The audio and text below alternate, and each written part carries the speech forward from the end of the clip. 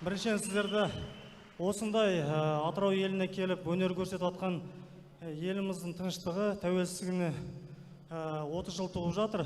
Дамирді сол 91 жыл толған, Дамирден былай айтқанда қатарлас тәуелсіздігіміз. Енді жалпы Дамир, ты достойный сын своего казахского народа. Так что, брат, дерзай постоянно и еліміздің туын биікке көтере бер. Ал жалпы ММА-ға назар салып жүрген жанкүйерлерімізге мында бір алғыс. Біздің спорт қиын спорттың бірі. Соның ішіне мына грэпплинг түрі де осы ММА спорттарын қамтитын спорттың түрі. Жалпы осындай промоушндағы мейрамдар, мерекелер көбейе берсе деген ойдамын.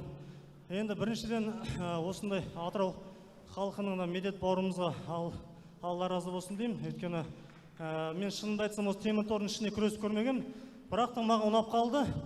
Бірақ алдағы жарыстарда немесе алдағы жолдарда осылай өнер көрсетеміз деген ойдамын. Алдағы үлкен қуаныштармен еліміздің биікте тұрған туын төмен тырыспауға тырысамыз. Руымен емес, туымен мақтанайық жігіттер. Арман Оспанов. Бәрекелді, ду қол шапалақ ағайын.